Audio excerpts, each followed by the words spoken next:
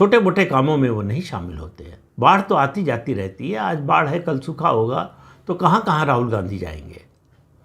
राहुल गांधी बड़े प्रोजेक्ट्स पर काम करते हैं, छोटे ठेकेदार नहीं हैं।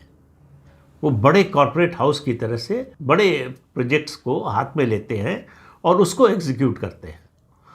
तो राहुल गांधी इस समय हाइड्रोजन बम के प्रोजेक्ट पर काम कर रहे हैं और उनको अपने हर कदम से ऐसा लगता है कि बस मैंने ये किया और मोदी सत्ता से हटे। उनका जीवन का एकमात्र ध्येय बच गया है। विपक्षी दल अगर चाहे, अगर कोशिश करे, अगर वो उसकी इच्छा हो, उसकी रणनीति हो कि सत्तारूढ़ दल को सत्ता से हटा दे, तो ये जनतंत्र की स्वाभाविक बात है।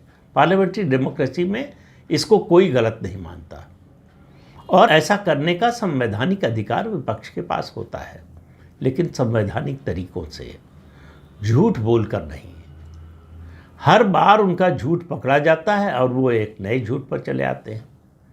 तो अब सुन रहे हैं कि वो जो हाइड्रोजन बम फोड़ने वाले हैं, मालूम है उसका विषय क्या होने वाला है। मुझे पक्की जानकारी नहीं है, क्योंकि हाइड्रोजन बम जैसा प्रोजेक्ट तो बड़ा सीक्रेट होता है, उसके बारे में जानना बड़ा मुश्किल है। हम आप तो जो है छोटे मोटे जो देसी बम बनाते हैं उनके बारे में भी पहले से नहीं जान पाते हैं, तो हाइड्रोजन बम के बारे में कैसे जानेंगे। तैयारी हो रही है वाराणसी लोकसभा निर्वाचन क्षेत्र में जो मतदाता सूची है उसको लेकर। उनको लगता है कि बस ये मैंने बताया और प्रधानमंत्री नरेंद्र मोदी का इस्तीफा हुआ।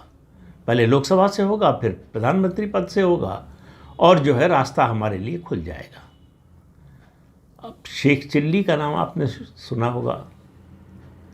शेख चिल्ली भी जहाँ कहीं भी इस समय ब्रह्मांड में होंगे, उनको शर्म आ रही होगी, या शर्म नहीं आ रही होगी तो कम से कम वो एहसासे कमतरी यानी हीन भावना से ग्रस्त हो गए हो कि अरे हमको ये सब क्यों नहीं आया, ऐसी चीज़ें हमको क्यों नहीं सूझी हैं, ऐसी बातें हमको क्यों नहीं सूझी, हम तो बड़ी छोटी बातों में रह गए। तो राहुल गांधी लोकसभा में प्रतिपक्ष के नेता हैं, यानी सारे विपक्ष के नेता हैं।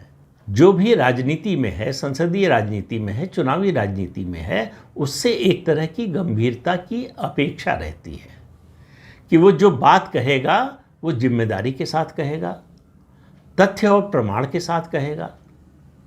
मैंने कहा था किसी भी बात को टेस्ट करने का या किसी बात को कहने से पहले उसको 4 कसौटियों पर कसना चाहिए।